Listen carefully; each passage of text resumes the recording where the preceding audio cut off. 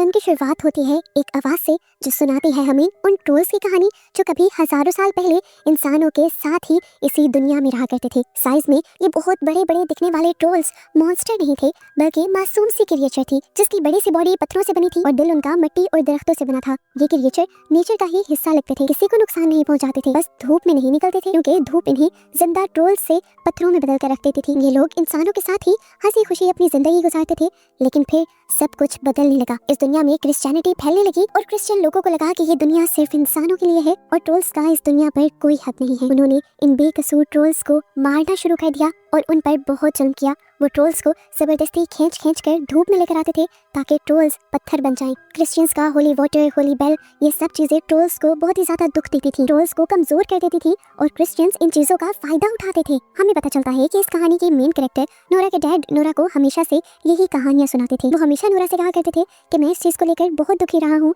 कि इंसानों ने बेचारे ट्रोल्स की मदद नहीं की। इस टाइम पर नोरा अपने डैड से प्रॉमिस करती है कि अगर अभी भी इस दुनिया में अच्छे ट्रोल्स हुए तो वो हमेशा उनकी मदद करेगी। अब सीन कट होकर हमें फाइनली बड़ी हुई नोरा को दिखाया जाता है। पता चलता है कि उसके डैड मर चुके हैं और उनके गम में वो सबसे अलग एक जंगल में रहती है और ट्रोल्स पर अभी भी रिसर्च कर रही है। कुछ साल पहले उनका सामना ट्रोल्स से हो चुका है। जितनी भी उसके जहन में कंफ्यूजन थी ट्रोल्स को लेकर वो सब खत्म हो गई है और वो अब पहले से ज्यादा अच्छे से ट्रोल्स पर रिसर्च कर सकती है। एक दिन अचानक उसके घर में एक आदमी घुस आता है। नोरा डरती नहीं और पीछे से उसके ऊपर हमला कर देती है और पता चलता है कि ये चैड था, प्रेसिडेंट का पर्सनल सेक्रेटरी, जिसने पहले भी ट्रोल्स से लड़ने में नोरा की काफी मदद की थी। वो अब भी गवर्नमेंट के लिए ही काम कर रहा है, लेकिन साथ साथ ट्रोल्स को बचाने के लिए कुछ नए तरीके भी ढूंढ रहा है, क्योंकि उसे भी नोरा के डैड के जरिए पता चला था कि ट्रोल्स बुरे नहीं है और मॉन्स्टर नहीं है। इस टाइम चैड नोरा को एक बहुत ही बड़ा राज बताने आया था और इसके लिए वो यहाँ से उसे एक खुफिया लैब में ले जाता है। लैब में उनसे मिलते हैं एक प्रोफेसर लैरी। ये प्रोफेसर लैरी भी नोरा की तरह ट्रोल्स पर ही रिसर्च कर रहे थे और यहाँ पर नोरा को वो मिलता है जो उसने कभी सोचा भी नहीं था। वो ट्रोल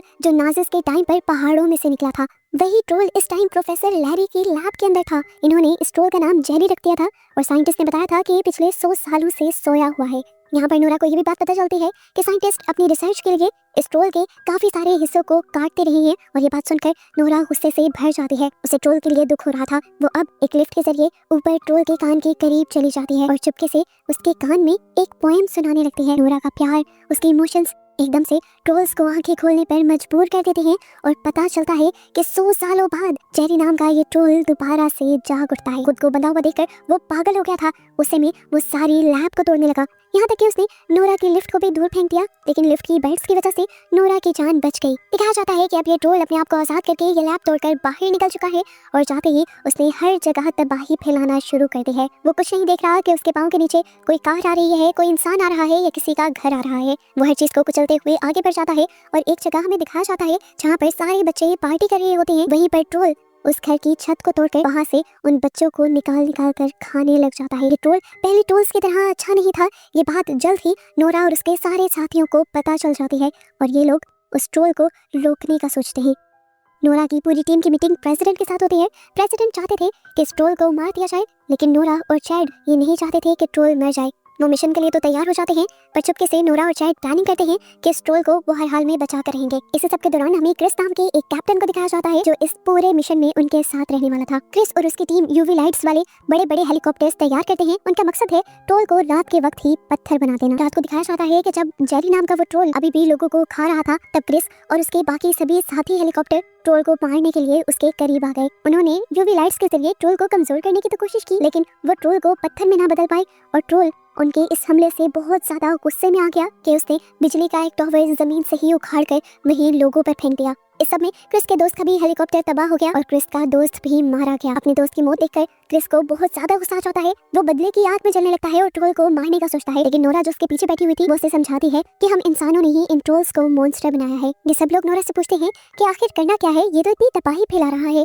नोरा कहती है मेरे पास एक आइडिया है। ये कहकर सबको वो एक बड़ी सी गार के अंदर ले जाती है और यहाँ हमें पता चलता है कि दुनिया में जेरी के अलावा एक और भी ट्रोल था। ये ट्रोल बहुत अच्छा था और कई सालों पहले नोरा को दिखा था। नोरा काफी मर्तबा इस ट्रोल के पास आती जाती रही, इसलिए ट्रोल उसका अच्छा दोस्त बन गया था और अब जेरी को खत्म करने के लिए नोरा इस अच्छे ट्रोल की मदद लेना चाहती थी। नोरा यहाँ पर इन्हें एक बहुत बड़ा सच ये बताती है कि इंसानों ने इन सभी ट्रोल्स को इन्हीं पहाड़ों में, इन्हीं गारों में मार दिया था और उस टाइम बस ट्रोल का ये एक छोटा सा बच्चा बचा था जो अब कितने 100 सालों में इतना बड़ा हुआ था। खैर नोरा ने इस ट्रोल का नाम कुदरत रखा हुआ था यहाँ चैड और नोरा मिलकर प्यार से उस ट्रोल को एक नज़म सुनाते हैं और फिर उससे मदद मांगते हैं ताकि वो जेरी को रोक सके। कुदरत नोरा की बात मानकर जेरी से मिलने के लिए जाता है, लेकिन जेरी की नफरत इतनी गहरी थी कि वो किसी की बात सुनने को तैयार ही नहीं था। जेरी जोर से अपना पैर पटकता है, जिसकी वजह से कुदरत के पाँव के नीचे की बर्फ टूट जाती है और कुदरत पानी के अंदर डूब जाता है। और ये देखते हुए नोरा बुरी तरह टूट जाती है, क्योंकि उसे लग रहा था कि कुदरत पानी में डूबकर मर गया है। हम देखते हैं कि पहले वाला जेरी ट्रोल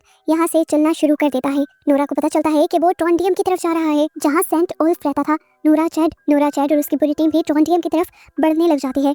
सबको ये बात पता थी कि इस चर्च के अंदर सेंट ओल्फ की कब्र है, लेकिन पहले किसी को भी वो कब्र नहीं मिली। पर यहाँ नोरा और चैड अपनी जहानत का इस्तेमाल करते हुए ओल्फ की पेंटिंग के अंदर 3 ऐसे निशान देख लेते हैं, जो निशान असल में इस दरवाजे को खोलने की चाबियां थी। उन्हीं निशानों में वो 3 डंडे डालकर दीवार को पूरी तरह घुमा देते हैं और अंदर से इन्हें आखिरकार ओल्फ की लाश मिल जाती है, उसकी चांदी की तलवार के साथ। यहाँ पर ओल्फ के कपड़ों से उन्हें एक अधूरा लेटर मिलता है। इसके साथ का आधा लेटर उस लैब में था जहाँ पर साइंटिस्ट ने जेरी ट्रोल को रखा हुआ था।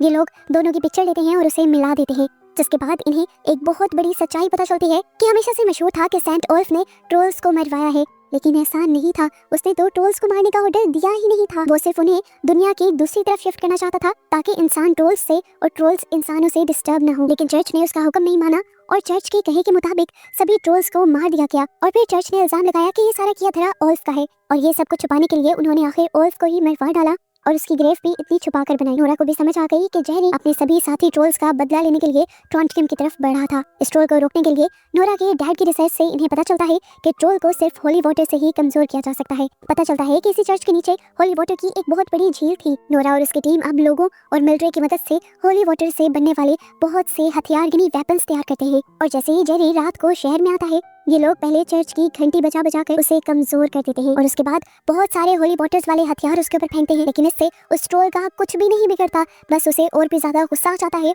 और वो इर्द गिर्द और भी ज्यादा तबाहियां फैलाना शुरू कर देता है। इससे पहले कि यहाँ सिचुएशन हाथ से निकल जाती, अचानक पानी में से डूबा हुआ कुदरत वापस आ जाता है, जिसे देखकर नोरा सबसे ज्यादा खुश होती है। कुदरत जेरी को रोकना चाहता था, इसलिए दोनों ट्रोल्स के दरमियान में शहर के बीचों बीच लड़ाई शुरू हो जाती है। नोरा के साथी बताते हैं कि ट्रोल को पूरी तरह मारने के लिए उसके जिस्म में नहीं बल्कि उसके दिल तक होली वाटर पहुंचाना होगा, और ये काम करना इतना भी आसान नहीं था। और इस काम को करने के लिए बस इनके पास अब एक ही वाटर बॉम्ब बचा था। ट्रोल हर टाइम हिल रहा था, ठीक उसके मुंह के अंदर निशाना लगाना तो पॉसिबल ही नहीं था। इस टाइम चैड अपनी कुर्बानी देने का फैसला करता है। वो फैसला करता है कि वो इस होली वाटर के बॉम्ब को ट्रोल के मुंह के अंदर लेकर जंप कर देगा। सभी उसके फैसले से खुश नहीं थे, लेकिन सभी इंसानों को बचाने का बस एक यही रास्ता बचा था। चैड और क्रिस वाटर बॉम्ब लेकर हेलीकॉप्टर से जेरी के मुंह के करीब पहुंच जाते हैं। वो वाटर बॉम्ब को जेरी के मुंह में डालने की कोशिश करते हैं। पहली कोशिश इनकी नाकाम हो जाती है, जिसके बाद चैड अपनी वाइफ को कॉल करता है उसे लास्ट गुड बाय कहने के लिए, और उसे ये भी कहता है कि मेरे बेबी को भी बताना कि डैड उससे बहुत प्यार करते थे। ये कहते ही वो वाटर बॉम्ब लिए हेलीकॉप्टर से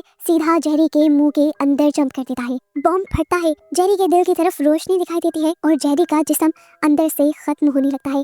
और इस दौरान कुदरत अपना हाथ पीछे से जेरी के जिस्म के अंदर डालते हुए उसका दिल निकाल कर फेंक देता है। इस तरह जेरी मर जाता है और फाइनली इन लोगों की जीत होती है। लेकिन इस सब के बावजूद भी नोरा और उसकी पूरी टीम चैड की मौत के लिए बहुत ज्यादा दुखी थे। लेकिन अब इंसानियत तो बच गई थी। मूवी के पोस्ट क्रेडिट सीन में हमें कुछ महीनों बाद का सीन दिखाया जाता है। हम देखते हैं कि चैड की वाइफ के पास चैड का बेटा पैदा हुआ था। पूरी टीम नोरा के घर वेकेशन पर आती है और उसी दिन ये लोग महसूस करते हैं कि घर जोर जोर से हिल रहा था। नोरा बाहर आकर देखती है तो पता चलता है कि कुदरत नोरा के घर के पास आ रहा था। पता चलता है कि सभी इंसानों को कुदरत की यानी इस ट्रोल की असलियत पता चल गई थी कि वो इंसानों का दुश्मन नहीं है, वो तो इंसानों की मदद भी करता है। इसीलिए अब वो इंसानों की इस दुनिया में छुपकर नहीं रहता था, बल्कि खुले में सुकून से रहता था। आसान लफ्जों में बात करें तो ट्रोल्स और इंसानों के बीच में दोबारा से दोस्ती हो चुकी थी। अब ये दोस्ती कब तक दोस्ती ही रहेगी, इस बात का तो कोई नहीं जानता, क्योंकि हम देखते हैं कि एक प्रोफेसर ने एक छोटे से ट्रोल को अभी भी अपनी खुफिया लैब में कैद कर रखा हुआ है, जो आहिस्ता आहिस्ता बड़ा हो रहा है। और ये उसके साथ क्या करेंगे इसका कोई आइडिया इस टाइम नहीं है। और बस उसी छोटे से ट्रोल को दिखाते हुए ये मूवी यहाँ खत्म हो जाती है।